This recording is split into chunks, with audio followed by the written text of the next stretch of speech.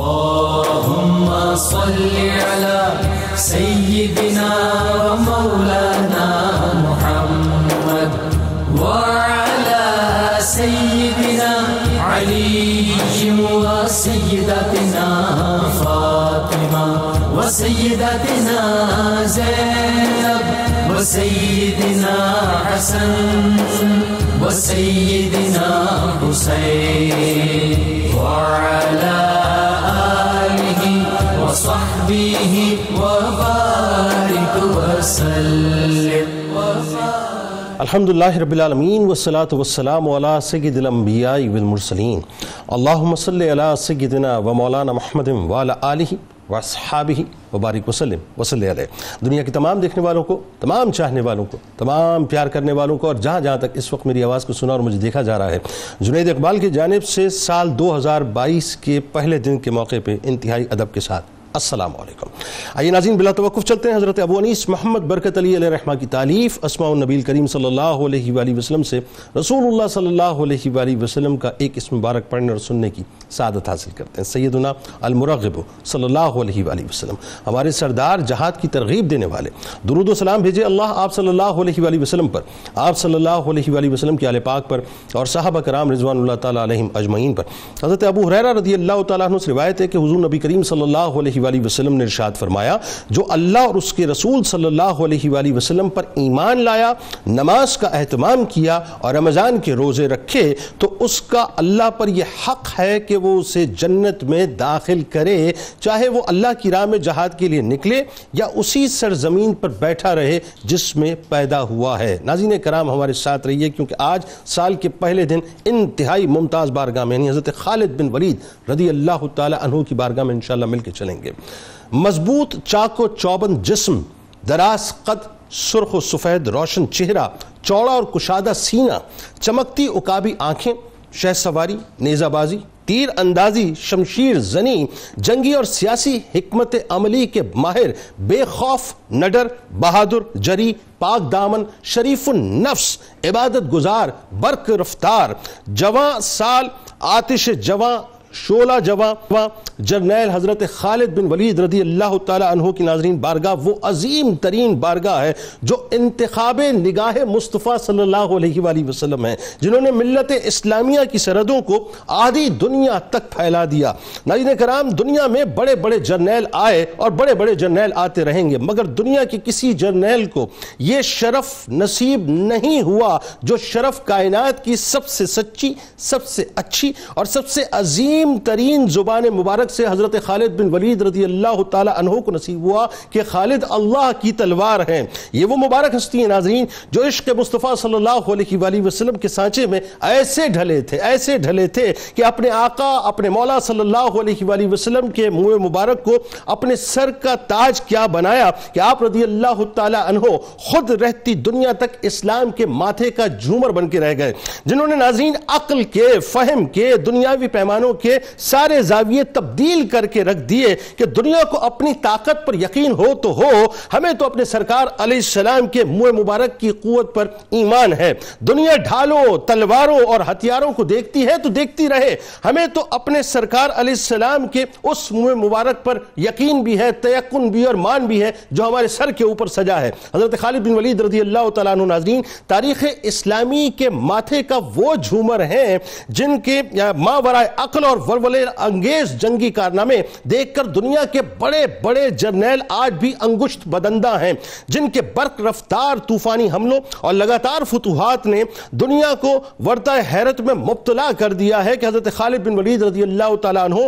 ملت اسلامیہ کے وہ عظیم جرنیل ہیں جنہوں نے کیسر و کسریٰ کے تخت اور اس کے تاج کو مکمل طور پر زمین بوس کر دیا، رومن اور پرشین امپائر کو ناظرین اپنے گھوڑوں کی ٹاپوں تلے مکمل طور پر رون ڈالا، جن کی تلوار کی زد سے بڑے بڑے نامور سورما بھی گھبرائے، کوئی مقابلے پر نہ آئے، جن کا نام کفار کے دلوں کو دہشت زدہ کر جائے. خالد بن ولید رضی اللہ تعالیٰ عنہ اللہ کی وہ تلواریں ناظرین جو کفار، مشرکین، مرتدین، یہود و نصارہ اور مجوسیوں پر اللہ کا قہر بن کر نازل ہو جائیں، جن کے نام سے کفر کے ایوانوں میں لرزہ طاری ہو جائے، جو سبز آندھی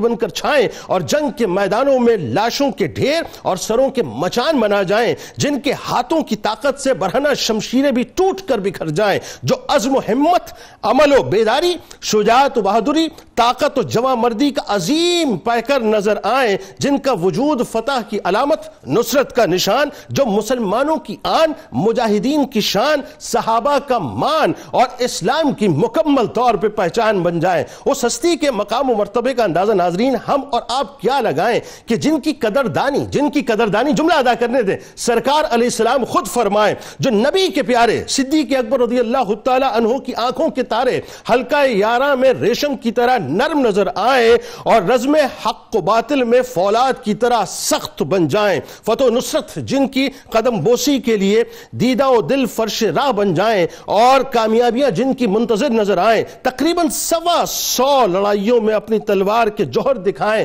جو اپنے جسم میں ایک بالشت حصہ بھی ناظرین تیروں اور تلواروں کے زخموں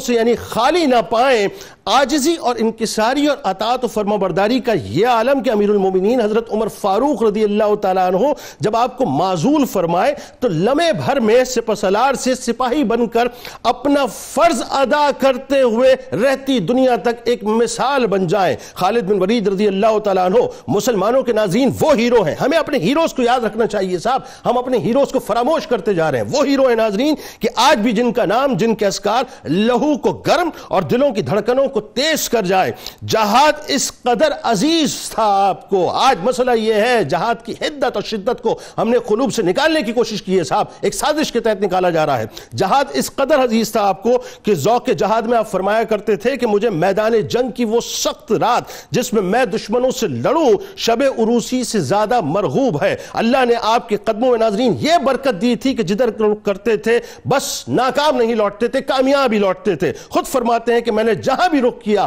فتح یاب ہوا۔ یہی وجہ ناظرین کہ نبی کریم صلی اللہ علیہ وآلہ وسلم کو ان کی شجاعت پر اس حد تک اعتماد تھا، یعنی سوچئے یہ سرکار علیہ السلام کا اعتماد ہے، اگر میں کہوں تو غلط نہ ہوگا کہ آپ سرکار علیہ السلام کا اعتماد ہیں، کہ اس حد تک اعتماد تھا کہ جب علم آپ کے دست مبارک میں آ جاتا تھا تو سرکار علیہ السلام مطمئن ہو جاتے تھے کہ اب فتح ضرور مسلمانوں کو نصیب ہوگی۔ ناظرین کرام کیوں؟ اس لیے کہ آپ کو میرے سرکار علیہ السلام نے فرمایا کہ آپ اللہ کی تلواروں میں سے ایک تلوار ہیں، جو تلوار نہ کل ٹوٹی تھی، جو تلوار نہ آج ٹوٹی ہے، اور انشاءاللہ رہتی دنیا تک یہ تلوار ہمیشہ ممتاز رہے گی۔ آئیے آغاز کرتے ہیں۔ 3 شخصیات موجود ہیں، یقیناً کسی تعارف کی محتاج نہیں۔ پہلی شخصیت ممتاز عالم دین جناب مفتی محمد شاہد مدنی صاحب ہمارے ساتھ تشریف فرمائے۔ دوسری شخصیت اسسٹنٹ پروفیسر جامعہ کراچی ممتاز اسکالر جناب ڈاکٹر سید محبوب بخاری صاحب ہمارے ساتھ موجود ہیں۔ تیسری شخصیت اسلامی نظریاتی کونسل کے ممبر ہیں ممتاز اسکالر جناب ڈاکٹر عمیر محمود صدیقی صاحب ہمارے ساتھ موجود ہیں۔ تینوں آپ کو السلام علیکم، خوش آمدید۔ وعلیکم السلام۔ بھئی آج تو سال کے پہلے دن ایک ایسی شخصیت کہ میں یہ سوچ رہا تھا، یہ دیکھیں اتفاق ہے کہ عشق کی حدت اور شدت سال کے پہلے دن ہی جو ہے وہ اپنے عروج پہ ہوگی انشاءاللہ، اور ہونی بھی چاہیے۔ میرا خیال ہے کہ سال کی اس سے بہتر بلکہ اس سے بہترین ابتدا ہو نہیں سکتی کہ حضرت خالد بن ولید رضی اللہ تعالیٰ عنہ کا تذکرہ پاک ہے۔ پھر ظاہر ہے آج تو اس کی باتیں بھی ہوں گی، موئے مبارک کی بھی باتیں ہوں گی، لیکن ابتدائی طور پہ پہلے مفتی صاحب ذرا یہ بتائیے حضرت خالد بن ولید رضی اللہ تعالیٰ عنہ کا نسب، خاندانی تعارف، اور آپ رضی اللہ تعالیٰ عنہ کی جو اجمالی شخصیت ہے وہ ذرا لوگوں کو بتائیے، خاص طور پہ آپ کے اوصاف، اور اسلام لانے سے قبل جو تلوار ظاہر ہے اسلام کے خلاف تھی، وہ جب اسلام کے حق میں چلی تو پھر کیسی چلی آگے بات کریں گے، لیکن اسلام لانے سے قبل معاشرے میں آپ کا کیا مقام تھا؟ ابتدا کیجیے۔ بسم اللہ الرحمن الرحیم۔ هو القادر هو الحق هو المعین۔ حضرت سیدنا خالد بن ولید رضی اللہ تعالی عنہ۔ میں آپ کی شخصیت پر روشنی ڈالنے سے پہلے ایک بات جو آپ نے کہی اسے انڈوز کرنا چاہوں گا کہ ہماری نیو جنریشن مسلمان بچے اور مسلمان بچیاں جو کسی بھی ایکٹر کو اپنا ہیرو مان لیتے ہیں مصنوعیت کی وجہ سے، بالکل ٹھیک، وہ تاریخ اسلام کو پڑھیں اور حضرت خالد بن ولید رضی اللہ تعالی عنہ کی سیرت کا مطالعہ کریں۔ بالکل اسلام نے آپ کو اتنے عظیم ہیرو آن گراؤنڈ عطا کیے ہیں، ان کو فالو کریں اور ان کی زندگی کو اپنائیں۔ بلکہ یوں جملہ ادا کر دیں کہ مشرق کے بارڈر کے اس طرف والے جو ہیں وہ تو فلموں میں ٹائیگرز دکھاتے ہیں، ہمارے یہاں تو الحمدللہ میدان جہاد کے اندر ٹائیگرز موجود ہیں۔ ایک ہے جنید بھائی مصنوعی شجاعت اور ایک ہے حقیقی شجاعت، تو اگر آپ نے حقیقی شجاعت دیکھنی ہے تو حضرت خالد بن ولید کو دیکھ لیجئے تو وہاں پر آپ کو حقیقت نظر آئے گی۔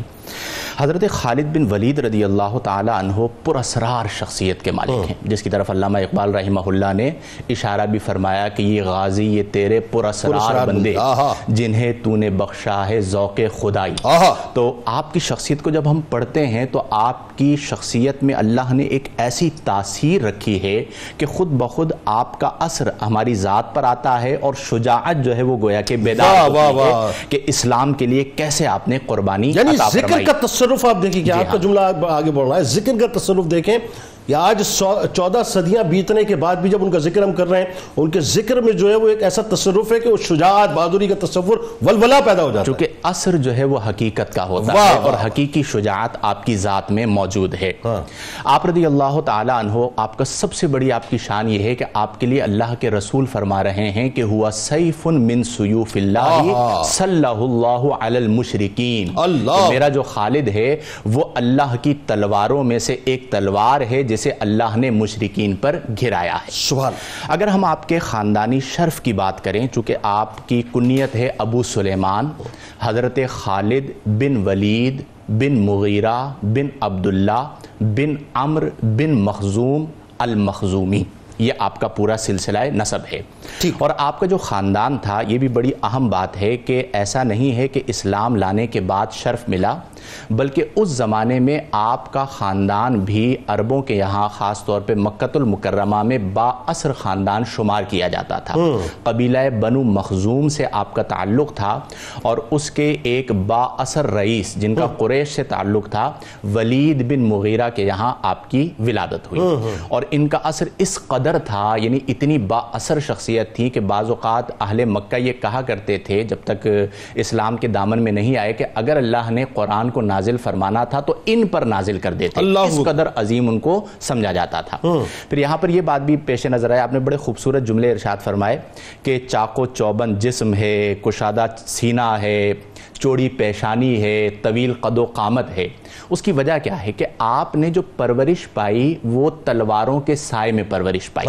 اور اس سائے میں پرورش پانے کی وجہ سے ابتدا ہی سے آپ میں شجاعت موجود تھی، نمبر 1، اور نمبر 2 یہ ہے کہ اسلام قبول کرنے سے پہلے ہی آپ کی فیملی جو ہے ایسی فیملی تھی مکۃ المکرمہ میں کہ جو فوجی نظام ہے اور سپہ سالاری ہے وہ آپ کی جو آپ کی قوم ہے، آپ کی فیملی ہے، اس کے پاس موجود تھی۔ تو وہ جو مہارت تامہ اور جنگوں کے اندر جو چیزیں ہوتی ہیں وہ آپ کی رگو پے میں پہلے سے سرائیت کی ہوئی تھی۔ اچھا، پھر یہاں پر ایک اور بات دیکھیں کہ اپنا ام المومنین حضرت میمونہ رضی اللہ آپ کی خالہ ہیں، جی آپ ذرا بتائیے ان کے بارے میں، ان کی بہن آپ رضی اللہ تعالی عنہ کی خالہ ہیں، یعنی اس نسبت سے بھی حضرت میمونہ رضی یعنی اللہ آپ کی والدہ لبابہ، جی ہاں، حضرت لبابہ جو ہے ان کی بہن تھی، سسٹر تھی، وہ نسبت بھی پھر آپ کو حاصل ہے۔ پھر اس کے ساتھ ایک اور بڑی اہم چیز ہے کہ چونکہ جب ظہور اسلام ہوا تو آپ کی عمر مبارک تقریباً 17 برس تھی، تو آپ غور کیجئے کہ نبی کریم صلی اللہ علیہ وآلہ وسلم کے سامنے آپ عین نوجوانی کے عالم میں موجود ہیں۔ اب 17 برس کی عمر ہے اور ظہور اسلام ہو رہا ہے، نبی کریم صلی اللہ علیہ وسلم کے سامنے بعض اوقات آپ کی شجاعت کا تذکرہ ہوتا، جیسے مختلف لوگوں کا ذکر ہوتا ہے تو آپ کا ذکر آتا تو نبی کریم صلی اللہ علیہ وسلم خوش ہو جایا کرتے تھے، اور مورخین نے لکھا کہ قبول اسلام سے پہلے آپ نبی کریم کی محبوب شخصیت تھے، اس اعتبار سے کہ جب آپ کی خصوصیات کا ذکر ہوتا تو نبی کریم فرماتے کہ جس شخص میں یہ خصوصیات موجود ہیں وہ ضرور اسلام قبول کرے گا، پہلے ارشاد فرمایا، یعنی سرکار علیہ السلام نے پہلے ہی فرما دیا تھا کہ صاحب دو شخصیات ہیں، دیکھیں ایک حضرت عمر فاروق اعظم رضی اللہ تعالی عنہ ہیں اور ایک حضرت خالد بن ولید رضی اللہ تعالی عنہ ہیں کہ جن کے قبول اسلام کی خاص تمنا قلب اطہر مصطفیٰ میں تمنائے مصطفیٰ کریم صلی اللہ علیہ وسلم ہے، اور وہ دونوں تمناؤں کو اللہ نے پورا فرمایا، اور نہ صرف پورا فرمایا، ان دو شخصیات کو آپ صرف دیکھ لیں اور پوری تاریخ اسلام کو آپ دیکھ لیں، جتنا بڑا احسان ان دو شخصیات کا اسلام پر ملتا ہے کسی اور کا نہیں سر۔ کمال یہ کہ جس وقت سیدنا عمر فاروق رضی اللہ تعالیٰ نے اسلام قبول کیا، ابھی دیکھیے یعنی وہ جوش اور ولولہ کچھ اور ایک حدت اور شدت پیدا ہو گئی، اور اسی طرح کا جوش و ولولہ یہاں پر بھی تھا، حضرت خالد بن ولید رضی اللہ تعالی عنہ نے اسلام قبول کیا۔ تو یہ وہ چیز تھی کہ جو آپ رضی اللہ تعالی عنہ کو اللہ نے عطا فرمائی، آپ با اثر شخصیت تھے، اور جو پہلا انٹروڈکشن ہوا مسلمانوں کے ساتھ باقاعدہ وہ ہوا غزوہ احد میں، لیکن آپ دیکھیں کہ اللہ تبارک و تعالی کا فضل ہوتا ہے کہ ایک موقع پر آپ کیا ہیں اور دوسرے موقع پر میں وہی تو ارشاد ہوں کہ ایک تلوار جب مسلمانوں کے خلاف چل رہی تھی وہی جب حق میں آئی تو کیا ہوئی؟ وہی تلوار سیف من سیوف اللہ بن گئی. آپ دیکھیں, اور وہی تلوار صلی اللہ علی المشرکین بن گئی کہ اللہ تبارک و تعالی نے آپ کو وہ شان عطا فرمائی کہ جب آپ میدان میں اترا کرتے تھے تو صرف آپ کا نام سن کر کافی ہوا کرتا تھا, بلکہ بعض اوقات تو یوں بھی ہوتا تھا کہ دشمنوں کے لشکر میں سے جو ان کے سپاہی ہوا کرتے تھے وہ جھانک جھانک کر دیکھا کرتے تھے کہ یہ کون ہے مسلمانوں کا جرنیل خالد بن ولید جس کا اتنا روب ہے, اور آگے بڑھ بڑھ کر ان پر نگاہیں ڈالا کرتے تھے. یہ وہ شان ہے. ان کے لیے کہنا بالکل درست ہے کہ یہاں تو نام ہی کافی ہے, حضرت خالد بن ولید رضی اللہ تعالیٰ عنہ. اچھا, اب یہ کیسا کرم ہے جو بات ابھی ہوئی, میں چاہتا ہوں اسی پہ ذرا صاحب کلام فرمائیں. ہم مصطفیٰ کریم صلی اللہ علیہ وآلہ وسلم کو چاہیں, یہ ہماری چاہت ہے, اور ظاہر ہے ہر امتی کی یہ چاہت ہونی چاہیے. سرکار علیہ السلام ہمیں چاہیں, اس سے بڑی کوئی چاہت ہی نہیں ہے. یعنی جن کو سرکار علیہ السلام خود چاہیں, ذرا صحیح صاحب, اور آپ تو سادات ہیں ماشاءاللہ, تو آپ ذرا بتائیے کہ وہ چاہنا کیا چاہنا ہوتا ہے, اور جو چاہت پھر ایسی چاہت بنی کہ پھر اللہ تبارک و تعالیٰ نے مقام بھی وہ عطا کیا آپ کو. یعنی قبول اسلام کا اب ذرا واقعہ بتائیے, بڑا لطیف واقعہ کہ سرکار کی نگاہوں میں آپ تھے, یہ چاہیے. بسم اللہ الرحمن الرحیم. یقیناً آپ کا واقعہ قبول اسلام خوب اہمیت کا حامل ہے, اور یہ کم و بیش کوئی 8ویں ہجری کا واقعہ ہے, اور اسے اگر ہم حضرت خالد بن ولید رضی اللہ تعالیٰ عنہ کی زبانی ہی سنیں تو سب سے زیادہ مناسب ہوگا. سب سے پہلے تو جب وہ واقعہ بیان کرتے ہیں تو وہ ان تدریجی مراحل کا بخوبی ذکر کرتے ہیں جن مراحل سے گزر کر آپ نے اسلام کو قبول کیا. اللہ, پہلی بات جو بہت خوبصورت نظر آتی ہے وہ یہ ہے کہ میں نے اسلام اس لیے قبول کیا کہ اللہ رب العزت کی توفیق شامل حال ہوئی. یہ سب سے پہلے آپ اقرار فرماتے ہیں. پھر فرماتے ہیں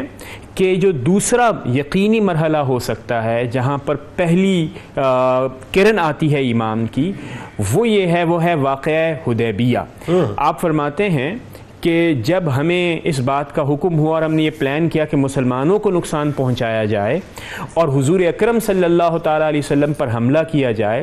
تو حدیبیہ پہنچنے سے پہلے جب حضور اکرم صلی اللہ تعالیٰ علیہ وسلم عمرے کے لیے تشریف لے کر آ رہے ہیں, آپ کے پاس اسلحہ موجود نہیں ہے, ارادہ صرف عمرے کا ہے. اسفان کے مقام پر ہم نے مسلمانوں کے لشکر کو روکا,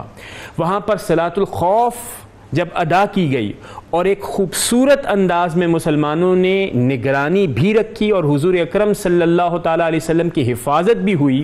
یہ دیکھ کر خالد بن ولید رضی اللہ تعالیٰ عنہ نے فرمایا کہ الرجل ممنوع, یعنی حضور اکرم صلی اللہ تعالیٰ علیہ وسلم is impossible, یعنی ان پر حملہ کرنا یہ ممکن نہیں ہے, ان کی حفاظت تو اللہ رب العزت فرما رہے ہیں, اور یقیناً عرب کے اوپر آپ کا مکمل غلبہ ہوگا اور آپ ہی عربوں کی قیادت فرمائیں گے. آپ نے فرمایا یہ وہ پہلا مرحلہ ہے, یہ پہلا واقعہ ہے جس نے میرے دل کے اندر ایک تبدیلی پیدا کر دی کہ اب میں کچھ بھی کروں گا اسلام کے خلاف وہ یقیناً وقت کا ضیاع ہوگا, اس کے سوا کچھ نہیں. دوسرا مرحلہ آئیے. دوسرا مرحلہ جب اگلے سال آپ صلی اللہ تعالیٰ علیہ وسلم مکہ المکرمہ میں عمرے کو قضا کرنے کے لیے تشریف لے کر آتے ہیں, تو آپ کے ساتھ آپ کے بھائی ولید ابن ولید ہیں. اب ولید ابن ولید نے پہلے اسلام قبول کیا واقعہ یعنی غزوہ بدر کے موقع پر, اور ہم سب جانتے ہیں کہ وہاں پر مسلمانوں کے اخلاق حضور پرنور حضرت محمد مصطفیٰ صلی اللہ تعالیٰ علیہ وسلم کا اخلاق اتنا متاثر کن تھا کہ آپ نے اسلام قبول کیا, اور میں یہ سمجھتا ہوں کہ یہ وہ پہلا واقعہ ہو سکتا ہے جس نے حضرت خالد بن ولید کے گھر میں ایک تبدیلی پیدا کر دی ہوگی. جب آپ تشریف لاتے ہیں تو آپ نے تلاش کیا خالد بن ولید رضی اللہ تعالیٰ عنہ کو, نہ ملے تو آپ نے ایک بہت ہی موونگ, بہت ہی انسپائریشنل ایک لیٹر لکھا. مورخین یہ لکھتے ہیں کہ اس کا ایک بٹرفلائی ایفیکٹ, وہ خط یہ تھا کہ میں پیغام دیتا ہوں کہ اگر خالد مسلمانوں کی طرف طرف سے لڑیں اور پھر مسلمانوں کی طرف سے فتح حاصل کریں تو یہ ان کے لیے بھی بہتر ہوگا، اور اس کے ساتھ ساتھ ہم انہیں بھی اتنی ہی اہمیت دیں گے، شاید اس سے زیادہ دیں جب وہ دائرہ اسلام میں داخل ہو جائیں۔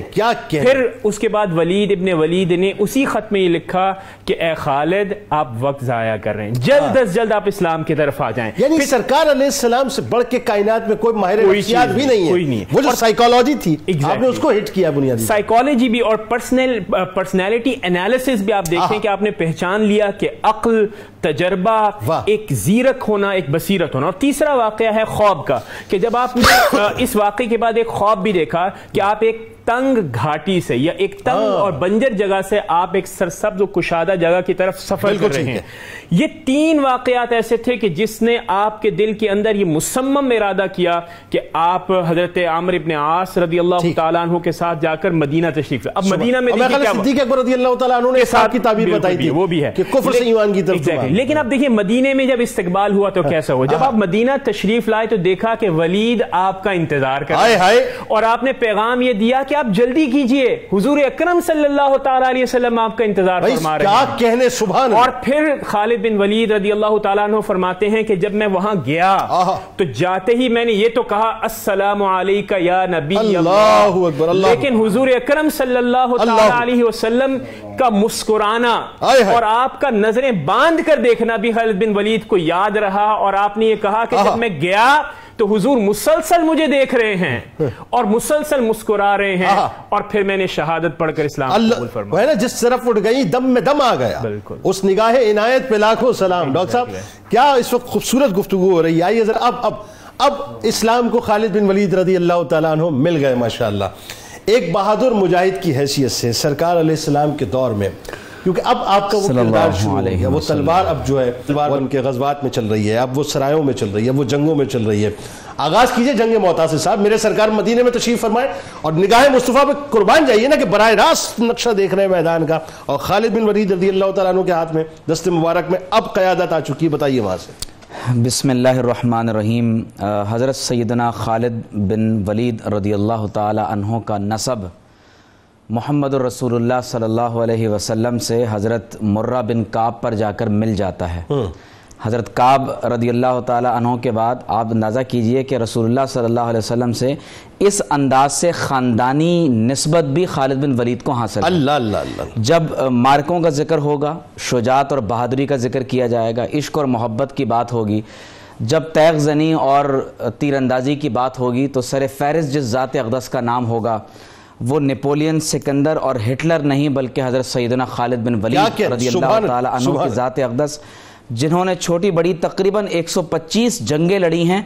اور اس کے باوجود اللہ تبارک و تعالی کے حکم سے آپ کا وصال بستر مبارک پر ہوا، اور قربان جائیے کہ کسی جنگ میں آپ نے کبھی شکست نہیں کھائی۔ رسول اللہ صلی اللہ علیہ وسلم کے دست مبارک پر اسلام لانے کے بعد حضرت خالد بن ولید رضی اللہ تعالیٰ عنہ کو تقریباً 4 برس کا عرصہ ملا ہے،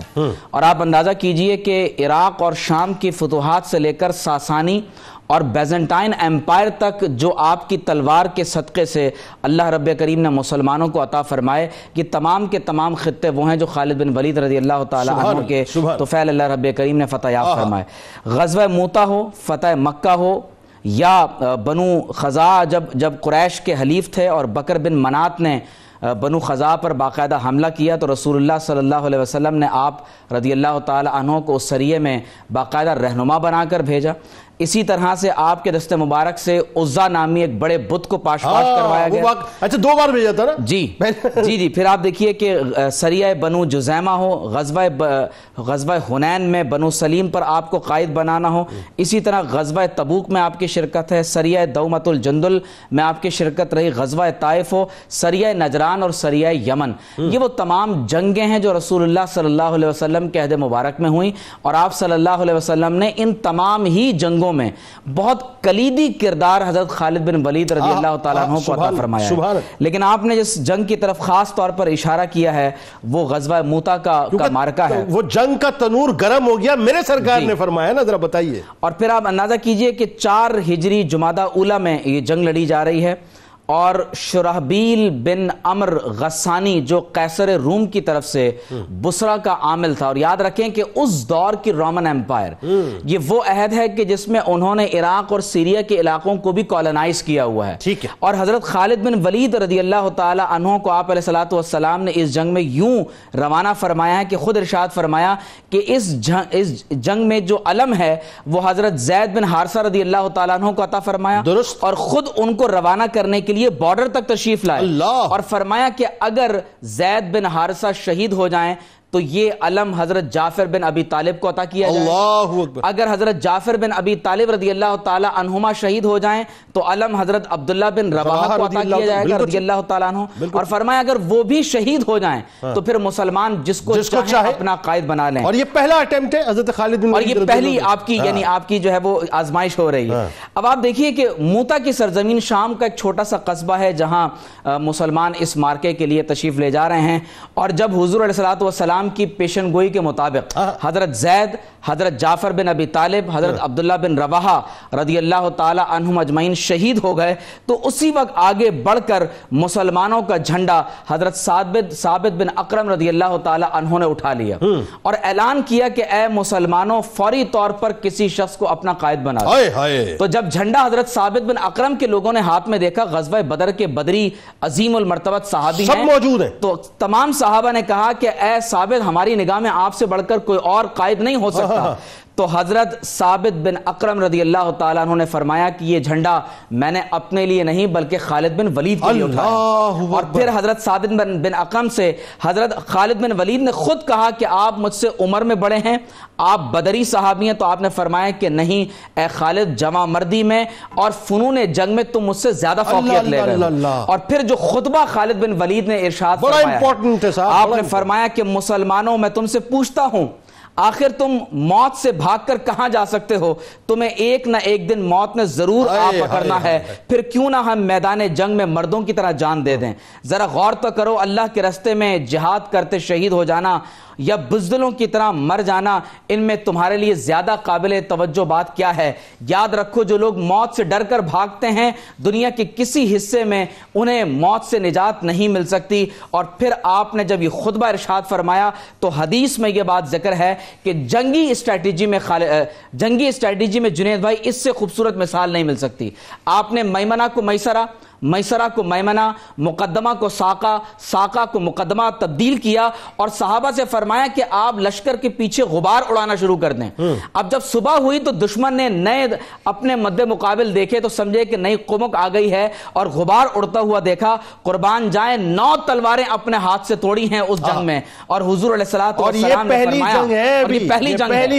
پہلی جنگ ہے, 9 تلواریں توڑی ہیں اور وہاں صحابہ بتدریج شہید ہوتے چلے جا رہے ہیں. یہاں رسول اللہ صلی اللہ علیہ وسلم جنگ کا منظر بیان کر رہے ہیں اور آخر میں فرمایا کہ اب یہ تلوار اللہ کی تلوار خالد بن ولید رضی اللہ تعالی عنہ کے ہاتھ میں ہے, اور اے رب کریم خالد تیری تلوار ہے, تو اس کو ہمیشہ فتح یاب رکھیو. اور کیا دعائے مصطفیٰ صلی اللہ علیہ وآلہ وسلم ہے, کیا بشارت مصطفیٰ صلی اللہ علیہ وآلہ وسلم ہے. ظاہر ناظرین وقت چونکہ بڑا کمپیکٹ ہے اور بڑی ہمیں تنگی وقت جو ہے اس کا احساس رہتا ہے. ظاہر مفتی صاحب نے ایک طائرانہ جو ہے وہ جائزہ لیا غزوات اور سرایوں کے حوالے سے, لیکن ابھی ایک اور موقع ہے ناظرین, ابھی موقع ختم نہیں ہوا. ابھی تو اس تلوار نے واصل جہنم کرنا ہے کئی کفار کو اور کئی مہمات میں حصہ لینا ہے. یہ پرشین امپائر, رومن امپائر کو مکمل طور پہ زمین بوس کرنا ہے. ہمارے ساتھ جڑے رہیے گا کیونکہ وقفے کے بعد جب لوٹیں گے تو مفتی صاحب سے میں نے یہ پوچھنا ہے کہ اب جب عہد صدیق اکبر رضی اللہ تعالی عنہ شروع ہوگا, جب ختم نبوت کی محافظت کی بات آئے گی, جب ارتداد کے فتنے کے خاتمے کی بات آئے گی, اور پھر ادھر ادھر ہر جگہ پہ حضرت خالد کی جو ہے بس صدائیں بلند ہوں گی, تو وہ کیا ناظرین منظرنامہ ہے وہ انشاءاللہ آپ کو بتائیں گے. آئیے مل کے درود پاک کا نذرانہ سرکار علیہ السلام کی بارگاہ میں پیش کرتے ہیں. اللهم صل على سيدنا ومولانا محمد وعلى سيدنا علي وسيدتنا فاطمة وسيدتنا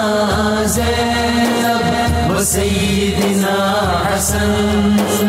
وسيدنا حسين وعلى آله وصحبه وبارك وسلم وبارك اللهم صل على سيدنا ومولانا محمد وعلى سيدنا علي وسيدتنا فاطمة وسيدتنا زينب وسيدنا حسن وسيدنا حسين وعلى آله وصحبه وبارك وسلم وبارك. ایک بار پھر ناظرین میں آپ کو خوش آمدید کہتا ہوں. 2022 کا پہلا دن یعنی 1 جنوری ہے اور اللہ کا بے انتہا شکر ہے کہ آج ہمارے اس سال کی ابتدا، پہلے دن کی ابتدا، صبح کی ابتدا اور طلوع سورج سے ناظرین جو کرنیں پھوٹی ہیں وہ عشق کی، پیار کی، محبتوں کی اور عقیدتوں کی کرنیں پھوٹی ہیں. اور میں یہ سمجھتا ہوں ناظرین کہ یہ پروگرام بنیادی طور پہ انشاءاللہ ہمارے عشق کو جلا بخشے گا. حضرت خالد بن ولید رضی اللہ تعالیٰ عنہ ناظرین وہ ہستی ہیں. آپ ذرا دیکھیں وہ مولا کائنات مولا علی کرم اللہ وجہ الکریم کا قول مبارک ہے نا کہ تم کلام کرو تاکہ پہچانے جاؤ. اب سنیے ذرا آپ کیا فرماتے ہیں. فرماتے ہیں کہ موت لکھی نہ ہو تو موت خود زندگی کی حفاظت کرتی ہے، اور فرماتے ہیں کہ جب موت مقدر ہو تو زندگی دوڑتی ہوئی موت سے لپٹ جاتی ہے. پھر فرماتے ہیں کہ زندگی سے زیادہ کوئی نہیں جی سکتا اور موت سے پہلے کوئی مر نہیں سکتا. دنیا کے بزدلوں کو میرا یہ پیغام پہنچا دو. یہ جو دنیا کے ناظرین آج بزدل ہیں نا، جو اف اگر مگر کے چکر کے اندر لگے رہتے ہیں، وہ فرماتے ہیں کہ دنیا کے بزدلوں کو میرا پیغام پہنچا دو کہ اگر میدان جہاد میں موت لکھی ہوتی تو اس خالد بن ولید رضی اللہ تعالی عنہ کو موت بستر پر نہ آتی. ناظرین کرام بنیادی طور پر بس بات یہ سمجھنے والی ہے کہ ہمیں حضرت خالد بن ولید رضی اللہ تعالی عنہ کے اس جذبے سے خیرات لینی ہوگی، اس ولولے سے خیرات لینی ہوگی جو ولولہ ہمیں یہ بتلاتا ہے کہ تیقن اللہ کی ذات پہ ہونا چاہیے، تیقن مال پر، اسباب پر، طاقت پر اور ہتھیاروں پہ نہیں ہونا چاہیے. یقین اس بات پر ہونا چاہیے کہ جب جہاں جس وقت موت لکھی ہے اسی وقت آئے گی، لیکن انسان کو کبھی بھی اپنے اصولوں پر کمپرومائز نہیں کرنا چاہیے. مفتی صاحب ذرا یہ بتائیے کہ اب ایک دور تو وہ ہے جو سرکار علیہ السلام کی نگاہوں میں آپ نے گزارا ہے، اور ظاہر ہے وہ دور بھی سرکار علیہ السلام کی نگاہوں میں گزارا ہے جو صحابہ کے ساتھ ہے. لیکن وہی بات ہے کہ ظاہری طور پر سرکار علیہ السلام تشریف فرمانی ہے. اب صدیق اکبر رضی اللہ تعالیٰ عنہ جو ہے خلیفہ بنتے ہیں، تو خلفۂ راشدین کے دور میں جن جنگوں اور جن مہمات کے لیے آپ کو منتخب کیا گیا، ہر طرف حضرت خالد رضی اللہ تعالیٰ عنہ کی صدائیں بلند ہوتی تھیں. کبھی آپ جو ہے وہ اپنا پرشین امپائر کو جو ہے زمین بوس کرنے کے لیے جا رہے ہیں، تو کبھی آپ جو شام کی طرف رومن امپائر کو زمین بوس کرنے کے لیے جا رہے ہیں. ہر مہم میں جو آپ ہی نظر آتے ہیں. بتائیے. حضرت خالد بن ولید رضی اللہ تعالی عنہ چونکہ اکثر غزوات میں مصروف رہا کرتے تھے، اسی لیے آپ کو نبی کریم صلی اللہ علیہ وسلم کی صحبت ظاہری نصیب نہیں ہوئی، اور اس بات کو نومینیٹ کیا گیا اور اس بات کو، اس نقطے کو یوں سمجھایا گیا کہ اگرچہ آپ محبوب شخصیت کے قریب نہ ہوں لیکن ان کے مقصد پر کام کر رہے ہوں تو وہ آپ کے کیا اچھی بات ہے، کیا اور آپ نے اس کا عملی ثبوت دیا نبی کریم صلی اللہ علیہ وسلم کی حیات ظاہری میں بھی اور نبی کریم کے وصال ظاہری کے بعد بھی. اور جو مقصد آپ کو سونپا گیا تھا اور سیف من سیوف اللہ کا لقب دیا تھا، اس کی عملی تعبیر بنے. حضرت سیدنا صدیق اکبر رضی اللہ عنہ چونکہ پہلے خلیفہ ہیں، تو نبی کریم صلی اللہ علیہ وسلم کے وصال ظاہری کے بعد اب جب حضرت خالد بن ولید رضی اللہ تعالی عنہ کی شخصیت کا عصر شروع ہوتا ہے، وہ شروع ہوتا ہے مرتدین کی سرکوبی سے، جس کا سب سے پہلا آغاز تب ہوا کہ جب مسیلمہ کذاب کے خلاف حضرت سیدنا صدیق اکبر رضی اللہ تعالی عنہ نے ایک لشکر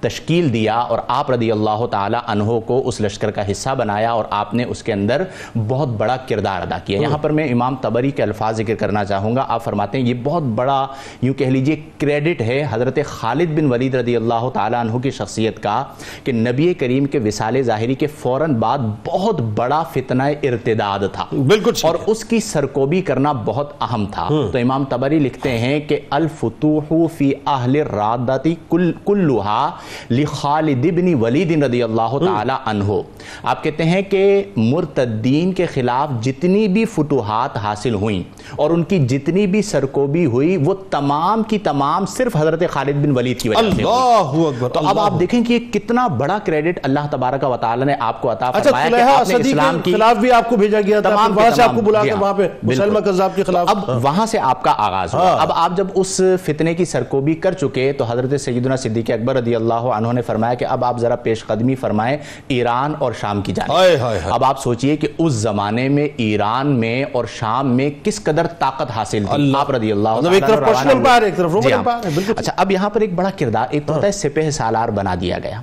ایک ہوتا ہے اپنے لشکر کو لیڈ کرنا، ان کے لیے خطاب کرنا، انہیں جوش دلانا اور حکمت عملی کو اپنانا. اب جب آپ سپہ سالار بنے تو آپ صرف یہ نہیں ہے کہ آپ انہیں لیڈ کر رہے ہوتے تھے بلکہ آپ ان کے لیے خطاب فرمایا کرتے تھے، اور وہ خطاب مجاہدین کے اندر ایسا جوش بھر دیا کرتا تھا کہ ایک طرف 2 لاکھ کی تعداد ہوا کرتی تھی اور ایک جانب صرف 40,000 ہوا کرتے تھے لیکن غالب آ جایا کرتے تھے. تو یہ آپ رضی اللہ تعالی عنہ کو اللہ نے صلاحیت عطا فرمائی. پھر ایک موقع پر ایسا ہوا کہ ہرمز نامی ایک شخص تھا جو آپ کے مقابل آیا اور اس کے پاس ایک بہت بڑا لشکر تھا، اور اس کے بعد جو شاہ ایران تھا اس نے 1 لاکھ کی کمک اور بھیج دی. اب آپ رضی اللہ تعالیٰ عنہ کی شجاعت دیکھیے کہ آپ رضی اللہ تعالیٰ عنہ تنہا پورے لشکر کو پیچھے چھوڑ کر اس کے خیمے کے باہر پہنچ گئے، ٹھیک ہے، اور اسے للکارا کے مقابلے کے لیے آؤ. اب آپ سوچئے کہ دونوں لشکر دیکھ رہے ہیں کہ ایک طرف جو لشکر کی تعداد ہے وہ لاکھوں میں ہے اور دوسری طرف جو تعداد ہے وہ ہزاروں میں ہے، لیکن آپ للکار رہے ہیں اور اس کے پاس کوئی راستہ نہ تھا کہ جب آپ نے للکارا تو اس نے مقابلے پر آنا تھا. جب وہ مقابلے پر آیا تو آپ نے اسے شکست فاش دی اور اس کے سر کو تن سے جدا کر دیا. اب اس کا اثر اتنا زیادہ ہوا کہ وہ جو 1 لاکھ سے زیادہ لشکر تھا انہوں نے دیکھا کہ ہمارا جو سپہ سالار ہے وہ تو خاک و خون کے اندر جو ہے وہ لت پت پڑا ہے، تو ان کے ارادے کمزور پڑ گئے اور اس لشکر نے اس لشکر پر غلبہ کیا اور مسلمانوں نے اس کو فتح کر دیا. پھر یہاں پر آپ نے 2 سال ایران میں قیام فرمایا. 2 سال ایران میں قیام کیا. کس حال میں قیام کیا کہ آپ کے پاس ساز و سامان کی بھی کمی ہے، آپ کے پاس مسائل بھی بہت ہیں، اور ان 2 سال میں ایران میں آپ نے 15 جنگیں لڑی. 2 سال کے قیام میں آپ نے 15 مقامات پر جنگیں لڑی ہیں اور اسلام کو فتح عطا فرمائی. گویا کہ ہم یہ کہہ سکتے ہیں کہ نبی کریم کے وصال ظاہری کے بعد اور خلفائے راشدین میں خاص طور پر حضرت سیدنا صدیق اکبر رضی اللہ عنہ اور حضرت عمر فاروق اعظم رضی اللہ تعالی عنہما کی قیادت میں جو اسلام پوری روئے زمین پر پھیلا ہے اس میں عملی طور پر جو کردار ادا کیا وہ بیت المقدس کو آپ نے ٹیک اپ کیا، بیت المقدس کو آپ نے ٹیک اپ کیا، یہ ایک بہت بڑا کام. اچھا اسی سلسلے کو اب آپ دیکھیے کہ یہاں پہ تھوڑا سا اب بات تھوڑی سی عشق والی، اور آپ سادات کے گھرانے سے تو عشق کی بات تو آپ سے ہی کی جائے گی. اب ذرا یہ بتائیے، ہمارا ایمان صاحب ہم گناہ گاروں کا اس بات پہ ہوتا ہے کہ صاحب طاقت بہت ہو، جیسے آج ہم بات کرتے ہیں نا صاحب ہماری پہلے اکانومی مضبوط ہو جائے، ہماری جو ہے مطلب عسکری طاقت مضبوط ہو جائے، اس کے بعد ہم بات کریں گے صاحب دنیا کی طاقتور ترین قوموں سے. وہاں تو معاملہ ہی نہیں تھا. وہاں تو معاملہ یہ تھا کہ تیقن اپنی تلوار پہ بھی نہیں تھا، اپنی ڈھال پہ بھی نہیں تھا، سرکار علیہ السلام کے منہ مبارک پہ تھا. ذرا بتائیے کہ شجاعت بھی ہے، بہادری بھی ہے، سب کچھ ہے، لیکن جنگ کی کامیابی کا راز جب بھی جانا خالد بن ولید رضی اللہ تعالیٰ عنہ نے سرکار علیہ السلام کے منہ مبارک میں جانا. بتائیے ذرا. جنید بھائی، سب سے پہلے تو میں آپ سب کو لے کے جانا چاہتا ہوں جنگ یرموک کے میدان جنگ کے. 15 ہجری ہے اور حضرت خالد بن ولید رضی اللہ تعالیٰ عنہ اپنے گھوڑے پر سوار ہیں اور آپ کے سامنے ساسانید جرنیل نستور نامی موجود ہے. اسی مہم کے دوران اچانک ایسا ہوتا ہے کہ گھوڑے کو ٹھوکر لگتی ہے اور آپ نیچے چلے جاتے ہیں اور آپ کی جو قلنسوہ ہے، جو ٹوپی ہے، وہ بھی گر جاتی ہے. اب نستور سامنے کھڑا ہوا ہے، آپ بالکل right in the heart of the battle field ہیں، دشمن آپ کو قتل کر سکتا ہے، مسلمانوں کو شکست ہو سکتی ہے، لیکن جب وہ ٹوپی گرتی ہے خالد بن ولید نہ اپنی جان کی پرواہ کرتے ہیں نہ کسی اور چیز کی پرواہ کرتے ہیں اور بلند آواز میں لوگوں سے پوچھتے ہیں بھائی وہ ٹوپی کہاں ہے، وہ ٹوپی مجھے چاہیے. اور تھوڑی دیر کے بعد وہ ٹوپی آپ کو ملتی ہے اور آپ فوراً اس ٹوپی کو اپنے سر پر سجاتے ہیں، واپس بیٹل فیلڈ میں آتے ہیں. نستور قتل کیا جاتا ہے، مسلمانوں پہلوان تھا، جی پہلوان تھا، اور اس کے بعد مسلمانوں کو فتح ملتی ہے. جب جنگ ختم ہوتی ہے تو صحابہ کرام اور دیگر جو آپ کے معاونین ہیں وہ دریافت کرتے ہیں کہ آپ نے تو پوری جنگ کی ٹیکٹکس، اس کا تجربہ، مسلمانوں کی ہر چیز کو آپ نے ایٹ رسک رکھا ہوا تھا، وجہ کیا ہے؟ اس ٹوپی میں ایسا کیا ہے؟ حضرت خالد بن ولید فرماتے ہیں اس ٹوپی میں بڑا راز ہے، اور وہ راز کیا ہے؟ وہ راز یہ ہے کہ وہ یہ کہتے ہیں کہ میں نے ایک بار حضور اکرم صلی اللہ تعالیٰ علیہ وسلم کی معیت میں عمرہ ادا کیا۔ عمرے سے فارغ ہونے کے بعد حضور اکرم صلی اللہ تعالیٰ علیہ وسلم نے اپنا سر منڈوایا، اس کے بال تھے۔ میں نے یہ دیکھتا ہوں، اور جنید بھائی ذرا غور کیجئے گا کہ میں یہ دیکھتا ہوں کہ صحابہ کرام کی قطاریں لگی ہوئی ہیں، ایک دوسرے سے آگے بڑھنے کا جذبہ ہے کہ کسی نہ کسی طرح سے کسی نہ کسی کو بال مل جائیں۔ اللہ اللہ اللہ۔ آپ فرماتے ہیں کہ اس کو آپ اس سے غور کیجئے کہ یہ وہ محبت تھی صحابہ کی کہ جب آپ کے جسم مبارک سے جب آپ وضو فرماتے تو جو پانی مس ہو جاتا اسے زمین پر گرنے سے پہلے صحابہ کرام انہیں اپنے ہاتھوں میں لیتے، اپنے جسموں پر مل لیتے، اور جس کو نہیں ملتا تری حاصل کرتا جسم ایگزیکٹلی دوسرے سے لے لیتا۔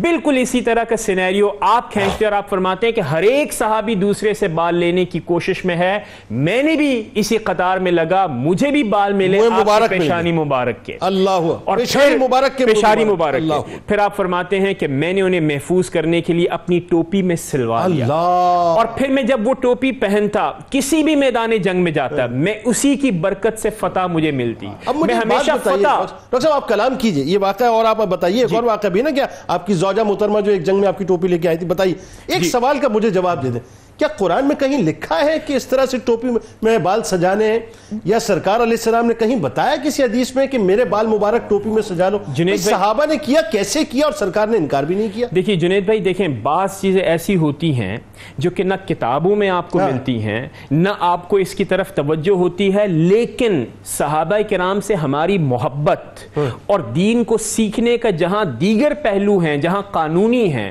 جہاں اخلاقی ہیں، وہیں وہ عشق ہے جو کہ صحابہ کرام حضور اکرم صلی اللہ تعالیٰ علیہ وسلم سے فرماتے، اور اس کی انتہا کے مناظر ہمارے سامنے ہیں جو کہ ہمارے اندر ایمان کا رس گھولتے ہیں۔ اسی وجہ سے آپ دیکھیے کہ جو آپ نے سوال کیا، تو آپ کا سوال تو یہ ہے کہ یہ فرض ہے، کیا یہ واجب ہے، کیا یہ سنت موقدہ ہے، غیر موقدہ ہے، یہ نفل ہے، یہ کیا ہے؟ یہ قرآن کریم کی کس آیت میں یہ کہا گیا کہ آپ تمام مسلمانوں کے اوپر یہ ضروری ہے کہ آپ حضور اکرم صلی اللہ تعالیٰ علیہ وسلم کے بال مبارک ملے، منہ مبارک ملے، اور آپ اپنی ٹوپیوں میں سجائیں، اس کا احترام کریں، اس کا احترام کریں؟ میدان جنگ میں جنگ آپ پر مسلط ہے، موت کے سائے منڈلا رہے ہیں، آپ کو کسی چیز کی پرواہ نہیں، آپ کو پرواہ ہے تو حضور اکرم صلی اللہ تعالیٰ علیہ وسلم کے مس ہوئے پانی یا آپ کے بال مبارک کی پرواہ ہے۔ یہ وہ جذبہ ایمانی جس نے مسلمانوں، یہ جذبہ ایمانی ہے، یہ جذبہ ایمانی ہے، یہ وہ عشق ہے جس میں صحابہ کرام گندے ہوئے تھے، اور میدان جنگ میں دشمن کئی گنا ہوتا، اس کے باوجود بھی آپ کے پائے استقلال کبھی جنبش نہیں آتی۔ یہ وہ عشق ہے، یہ وہ محبت ہے جس نے مسلمانوں کے اندر یہ روح پھونکی ہوئی تھی۔ بالکل ایسا ڈاکٹر صاحب، آخر میں اب بظاہر ہے یہ تو عشق کی ایسی بات ہے، میں نے آپ سے کہا کہ تنگی وقت کا مجھے بڑا احساس رہتا ہے اس پروگرام میں۔ اب مجھے ذرا یہ بتائیے، ایک موقع وہ آ گیا کہ حضرت خالد بن ولید رضی اللہ تعالیٰ عنہ، اب شورا پورے جو ہے وہ اپنا چار دانگے عالم میں پھیلا ہوا ہے، جہاں جاتے ہیں وہاں فتح حاصل کرتے ہیں، لیکن اسلام نے پھر ایک اور مزاج بتایا، وہ مزاج امیر المومنین حضرت عمر فاروق رضی اللہ تعالیٰ عنہ نے اپنایا، آپ کو معزول کیا ایک سرٹن ٹائم تک۔ اچھا، معزولی کی وجہ کیا تھی؟ پھر آپ کو گورنری بھی دی گئی، دوسری بات، یعنی ایک میکینزم سیٹ کیا ہے اسلام نے، ذرا اس پہ تبصرہ کیجئے۔ اچھا، پھر ایک اور بڑی عجیب سی بات، اور کیسی بات؟ وہی بات ہے، ظاہر ہے وہ تو ہونا نہیں تھا کہ چونکہ اللہ کی تلوار ہے تو ہو ہی نہیں سکتا تھا کہ وہ کہیں شکست کھا جائیں، لیکن تمنا شہادت جو ہے وہ اپنی جگہ رہی، اور بستر پہ کچھ پیغام بھی آپ نے دیا ہے، بتائیے۔ جنید بھائی، حضرت خالد بن ولید رضی اللہ تعالیٰ عنہ نے اپنے عہد مبارک میں تقریباً 125 جنگیں لڑی ہیں، اور آپ خود ارشاد فرماتے ہیں کہ میرے جسم پر کوئی ایسا حصہ نہیں جہاں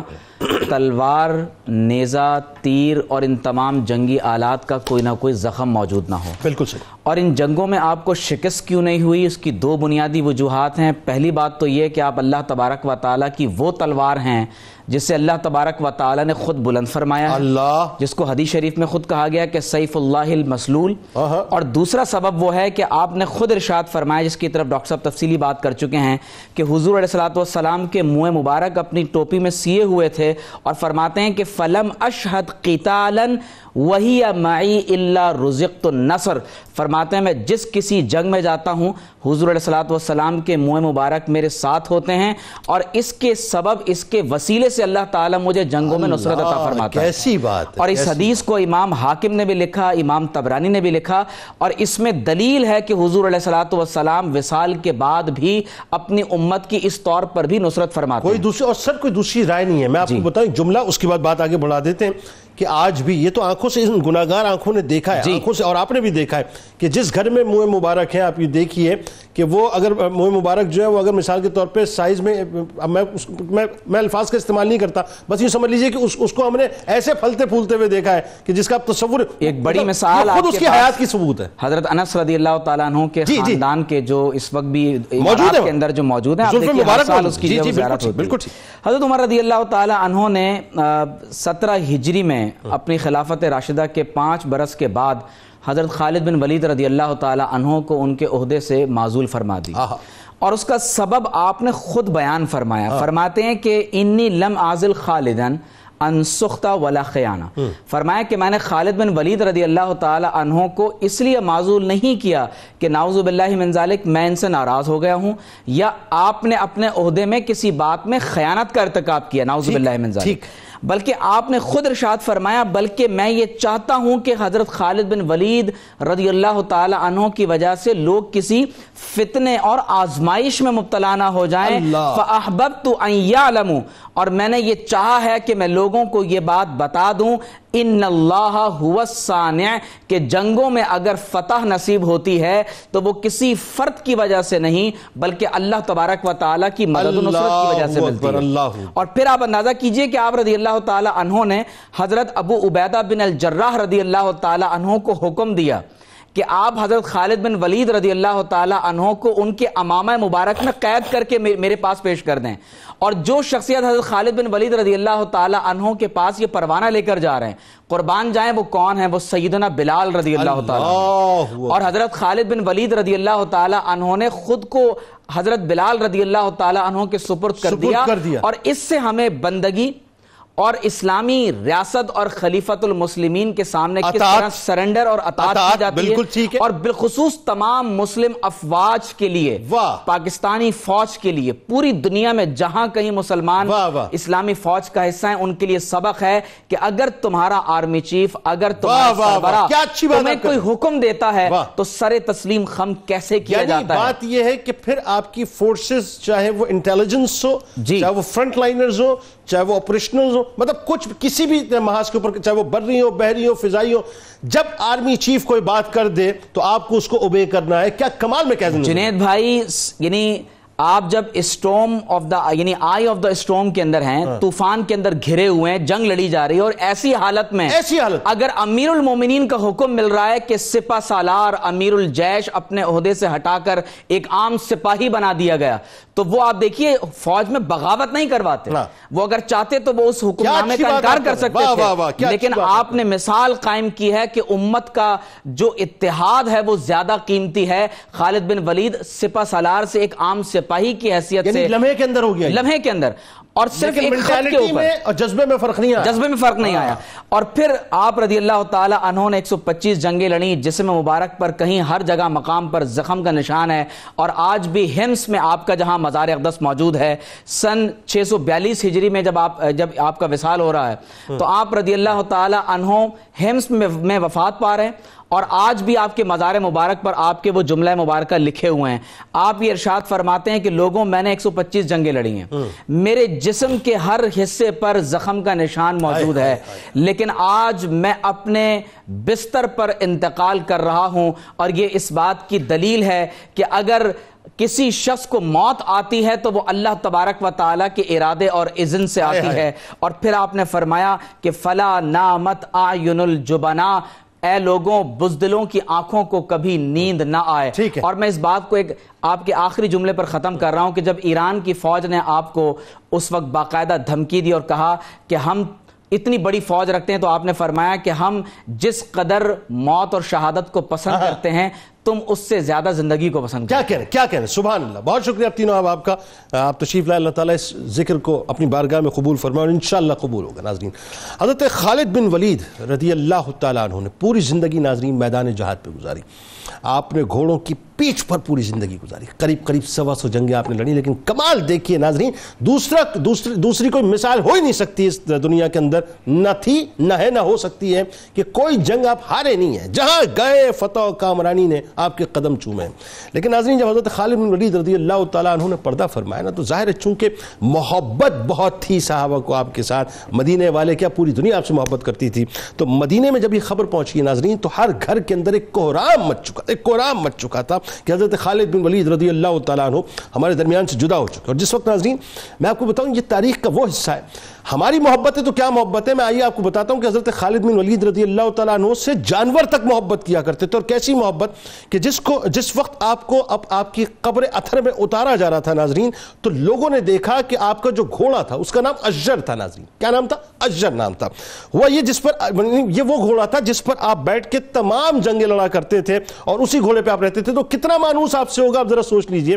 تو جس وقت آپ کو لحد مبارک میں اتارا جا رہا تھا تو وہ گھوڑا اشجر جو ہے لوگوں نے دیکھا, اور روایتیں بتاتی ہیں ناظرین کہ وہ زارو قطار رو رہا تھا. یہ محبتیں پھر اللہ تعالیٰ ایسی ڈال دیتا ہے ناظرین ان لوگوں کے دلوں میں جو اللہ کے لیے لڑتے ہیں نا, جو اللہ کے محبوب سے عشق کرتے ہیں, پھر اللہ تعالیٰ خلق کے دل میں ایسی محبت ڈال دیتا ہے کہ جب وہ جاتے ہیں تو انسان جانور بھی ان کے فراق میں رویا کرتے ہیں. اللہ تعالیٰ ہمیں وہ محبتیں عطا کر دے. آئیے جناب کتاب الشفا کی جانب چلتے ہیں اور آنکھ کے درد کا روحانی علاج آپ کو بتلاتے ہیں. اور توجہ سے ناظرین سنیے کہ 41 مرتبہ سورہ فاتحہ پڑھ کر پانی پر دم کر کے 7 قطرے آنکھوں میں ڈالیں, انشاءاللہ آنکھ کا درد ختم ہو جائے گا. حضرت سیدنا امام حسین علیہ السلام کا قول مبارک ہے کہ جب جسم بنا ہی موت کے لیے ہے, کیا کمال بات, اور آپ ہی فرما سکتے ہیں ایسی بات, فرماتے ہیں کہ جب جسم بنا ہی موت کے لیے ہے تو اللہ تعالیٰ کی راہ میں شہید ہونا سب سے بہتر ہے. روزنامہ 92 نیوز میں آج مضمون ضرور پڑھیے گا. خالد بن ولید رضی اللہ تعالیٰ عنہ کے حوالے سے ٹویٹر پہ ہمیں ضرور فالو کیجئے, فیس بک پیج کو لائک کیجئے, یوٹیوب چینل کو سبسکرائب کیجئے, بیل آئیکن کو ضرور کلک کیجئے گا. آپ وہاں موجود ہیں, ہم یہاں موجود ہیں. سال کا پہلا نعرہ لگائیں گے, 2022 کا نعرہ لگائیں گے, ببانگ دوہر لگائیں گے. اس دعا, اس امید, اس یقین کے ساتھ اجازت دیں. لا یؤمن احدکم حتی اکون احب الیہ من والدہ وولدہ والناس اجمعین. یہ سال کا پہلا عہد ہے ناظرین, اور اس عہد کو مضبوط کرتے رہیے گا پورے سال. آئیے مل کے نعرہ لگاتے ہیں. پاکستان کا مطلب کیا؟ لا الہ الا اللہ محمد رسول اللہ صلی اللہ علیہ وسلم. اللهم صل على سيدنا ومولانا محمد وعلى سيدنا علي وسيدتنا فاطمة وسيدتنا زينب وسيدنا حسن وسيدنا حسين وعلى آله وصحبه وبارك وسلم.